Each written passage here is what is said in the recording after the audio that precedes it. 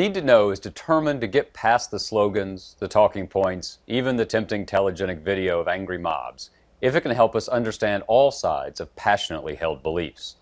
And when it comes to gun ownership, passions always run deep. The NRA says the number of privately owned firearms in the United States is approaching 300 million, close to one gun for every man, woman, and child. Across the nation, states are taking steps to soften gun laws. And perhaps the most vivid, certainly the most visible, sign of this resurgence can be found in the so-called open carry movement. They want the right to bear arms openly, just about wherever they want. We sent correspondent John Larson to get to know some of those who are changing the dialogue about gun legislation in this country. For most people driving by, these folks probably look like a group out doing a little volunteer roadside cleanup. But look closer. Everyone here is also carrying a gun. They're not cops or active military, just regular, proud gun owners picking up trash. You see the bad guys in the news. We're just trying to show the general public that folks that are armed are also good people in the community as well. Ed Levine is on a campaign to change the public image of gun owners in America. I'm just a regular guy. I'm your next door neighbor, I'm your friend, I'm your co-worker, I'm whatever. Levine lives in Northern Virginia with his wife Terry and their daughter Brooke. Not only does Ed carry a gun most everywhere he goes, he's actually got a small pistol in his back pocket here at the breakfast table. And in this family, he's not the only one. The first thing that you always do before you give a gun to anybody or do anything is point in a safe direction and check if it's loaded or not. And it is not loaded. Brooke is 12 years old. She's been shooting since she was 7. What kind of gun is this? This is a Walther P22. Levine works for a small telecom company, and this former Marine and lifelong NRA member loves the freedom he has in Virginia to openly carry a gun. Here, almost any adult can carry a loaded handgun in public. You don't need anyone's permission. You don't have to prove that you need it or that you know how to safely use it. You just have to wear the gun where people can see it. I think most Americans understand the right to bear arms, but many wonder why carry it into a restaurant, why carry it into a movie theater. Well, if you can tell me where the next crime is going to be, then you've basically answered the question. I don't know where the next crime's going to be. I don't know where the next bad guy's going to be. So I want to basically carry wherever I go in my daily life. This is the argument you hear over and over when you talk with open carry proponents.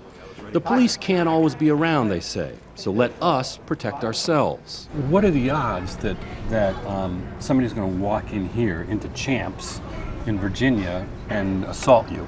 I hope they're very low. Every victim in any type of tragedy that you come to was never expecting that tragedy.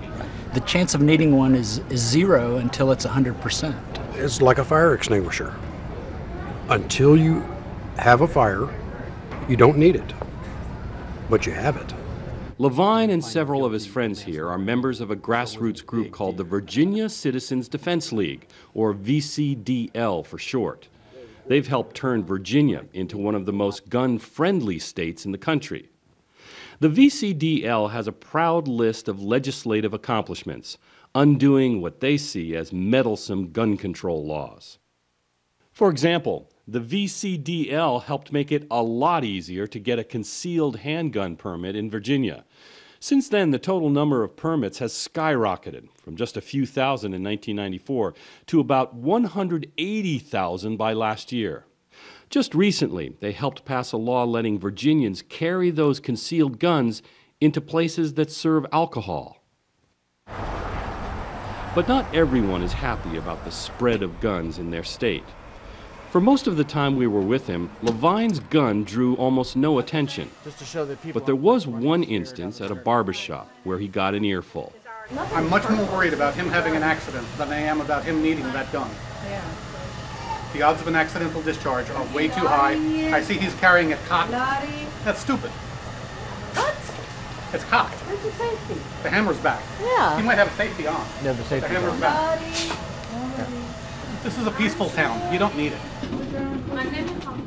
You know, one statistical thing I think you couldn't argue, if you looked at the hundreds of surveys that had been done, is that the more guns are around, the more accidents there are. The more people get shot, the more people get killed, the more people here's my eye roll. take their own life. I mean, yay or nay? Nay. Nay. So you say it has nothing to do with guns. I think statistically it would say that's not true. But the statistics are shown by people that want to paint that picture. But in fact, there are a number of scientific studies showing that having a gun in the home increases the likelihood that someone in that home will be harmed. On the flip side, gun advocates argue that no one pays attention to countless dramatic examples where someone with a gun prevented a crime from happening. Guns save lives, and that's one of our monikers that we say, and a lot of people don't understand that fact, and the people that are putting out these statistics are the people that want guns to go away. There are Ed Levines all over the country, all part of a growing grassroots movement to roll back gun control laws state by state, and it's working. Last year, 22 different states eased gun control laws. This year, more of the same. Arizona just made it so practically any adult can carry around a concealed weapon. No more background checks, no more required safety training. Georgia's legislature voted to let guns into Atlanta's airport, one of the busiest in the world. Given all these victories, you'd expect the gun rights community to be celebrating. But instead, at this recent Second Amendment march in Washington, D.C., there was a palpable fear that the Obama administration was on the verge of a massive push for gun control.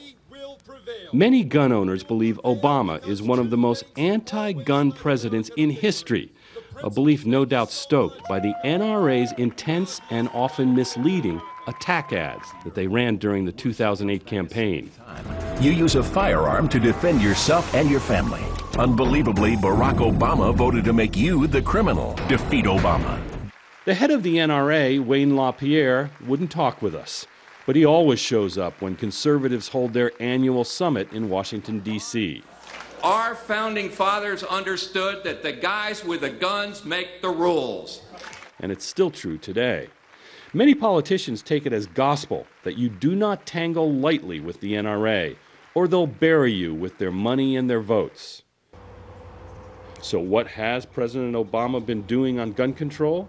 Well, contrary to the NRA's ad campaign, Obama has not made one single move. No laws, no executive orders, nothing. The only changes he's made are the things that the NRA actually wanted. Now you can transport guns on Amtrak trains, and now you can take guns into national parks. The president's actions, or rather inaction, have earned him the scorn of practically the entire gun control community. The Brady campaign to prevent gun violence gave Obama nothing but F's for his first year in office. Gun control advocates like John Rosenthal feel betrayed. This Boston-based real estate developer runs a group called Stop Handgun Violence. 2 years ago, he advised the Obama campaign on gun policy. I'm horribly disappointed with President Obama on guns. And am I wrong, or didn't you sort of help write some of his policies when he was running for office? He's done a complete about-face. Rosenthal, who's a gun owner himself, has been fighting for years to close what's known as the gun show loophole. This is where you can avoid background checks simply by purchasing your guns from private sellers. I don't want to stop any law-abiding gun owner from getting firearms. I'm one of those people. But Congress, and the President, by the way, allows people to buy firearms, an unlimited number of assault weapons, handguns, you name it, in 33 states, from private individuals without a background check or ID. To help promote his message about what he would call this country's lax gun policies, Rosenthal has put up these massive billboards on the backside of Boston's Fenway Park. This one is a ransom note claiming that the President and the Congress are being held hostage by the NRA. I think President Obama and his strategic advisors have made a very strategic decision.